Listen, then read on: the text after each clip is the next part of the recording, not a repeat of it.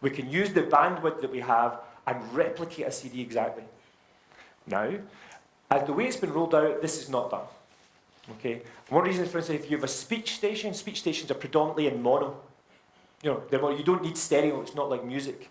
So, stereo signal is twice the size of a mono signal. And with digital radio, it's about bandwidth. So you can actually fit 2 speech stations in the same space as 1 music station. So we have to reach a compromise on how much sound quality we're going to have versus how many channels we're going to have. There's a trade-off. The higher the sound quality, the fewer the channels. We can have additional program information, including slideshows and album art. So some of the technologies, specifically DRM, you can actually show the album of what's playing. It's possible now with some of the DABs, they can call the internet to bring it in, but DRM can actually have that data inside. And you can even have a slideshow. So you could have an advertiser's visual advert, a series of images, moving images, to accompany a show, or maybe graphs, or for a news channel to support the content. We can have that. And we can also have messaging system potential. This is something about the mass emergency evacuations to alert people for floods, or some national situation, or an earthquake or something. These technologies can be done in such a way you can message the entire country, or certainly the entire listener base in one go. So it's also an interesting side effect from that. Even when your transmission studios go down, you can do it directly from transmission locations. So this is potentially a high level and interesting point of view. Now, I assume that most of the people in this room are broadcasters. Is that right? Okay. This is what we call the broadcaster's dilemma, chicken and egg. Okay. When we introduce digital radio, we have to simulcast. Okay, we have to. When we bring the digital signal, we have to do it alongside the FM. Okay, we can't one day tell people that all their existing radios are not working and they have to buy a new one. It's not possible. It's not possible. So we have to put digital radio alongside the existing FM. Okay. Now, that means we've got a large structural investment to make. Whichever format we go with, they all require a large structural investment. DAB and DRM at the kind of top level, HD less, but you still have a significant revenue cost because you have an increased cost of transmission and potentially the cost of moving your signals from one location to the transmitter location. So we're increasing our cost to have this simulcast situation. But, and here is the issues, advertisers are unlikely to engage with this in terms of commercial support because we have increased the offering, but we haven't increased the number of consumers, okay? And at the early stage, there's going to be very few listeners to your digital radio service because they're not going to have receivers, okay? And nobody's going to buy a receiver when there's no content, okay? So why buy a receiver if there's no content, okay? And that means you have to provide content before you have advertising revenues, okay? It is the chicken and the egg. Why should I buy a digital radio? There's no programming. And then the program maker says, why should I make the programming? Because there's no one to listen. Okay, so we have this situation, who goes first? And we're going to have to make some decisions on this, but we have to hold this in our minds. We can't ignore this, because if commercial companies go, they have to have either some break or some support, or maybe the public service broadcasters have to go first. Okay. So with that in mind, I would like you to take you through the UK, just to give you some statistics and a background of how we're going so far. So I think we are more than 15 years into digital radio in the UK. The digital radio uses the DAB platform. My personal experience, first of all, I have a DAB radio in my kitchen, in my bedroom, and in my car. So I have 3, which makes me quite unusual. But I have more choice. I can listen to national stations. I haven't before. The sound quality where I get signal is very good. So I'm quite happy with that situation. So at the moment, 36%, so 1/3 of radio listening hours, that's everybody, add everybody together, how many hours they've listened to, and of that total figure, 1/3, more than 1/3, is done on digital platforms.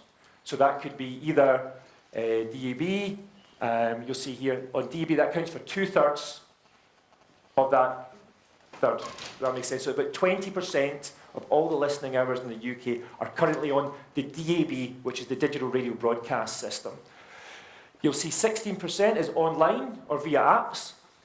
Okay, so that equates to 10% of all the listening hours in the UK is already either through an app or online. People are at work, they listen through their PC or their laptop or their phone or their iPad. So that's a significant market, if you think of 10% of the radio market. And then you can see here, digital TV is already, at 14%. So when I said about the digital switch over here, you should consider that potentially 14% of the radio market in the UK is listening through digital TV. Okay, so this should be taken into consideration. Now, that's who's listening. It's interesting to say, what are they listening to? Now, in the UK, the BBC, or public service broadcaster, which has 4 national stations on FM, another one on AM, okay, in traditional broadcast, Radio 1, 2, 3, 4, and Radio 5 on AM.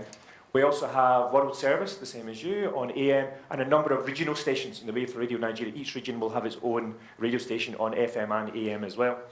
They introduced a number of digital-only stations to support the launch of DAB.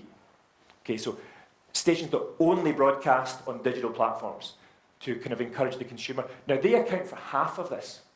Okay, public service broadcasting, and our public service broadcast in the UK does not carry advertisements.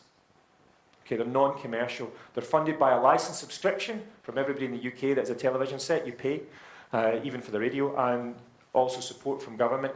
So half of this listening. So that means that of this 1/3, of which 20% is DAB, 10% of that is actually listening to commercial radio stations. Okay, so 10% of the digital radio station there. And in terms of take-up, half of the people in the UK say they have at least one DAB set. And more than half of the new cars now have DAB. Okay, so you can see if you're a broadcaster in the UK at the moment, you can perceive a business model with half of adults having at least one DAB and half of the new cars. You can see that we are really arriving at a point where DAB is commercially viable. I mean, we're 15 years in, but now it's getting really interesting. And if I just show you on this table, we have here the total number of broadcasters on DAB is 200. Okay, we have 560 on analog mediums, but you can see we've got 14 UK-wide, national stations in, and these are the most interesting. These are the most interesting. Most of these, as you'll see, are simulcasting, reproducing their FM or the AM content on that. But we've got an additional 14. So the way that currently we only have Radio Nigeria as a national radio service here in Nigeria. Okay, so we currently only have one that is in all 36 states.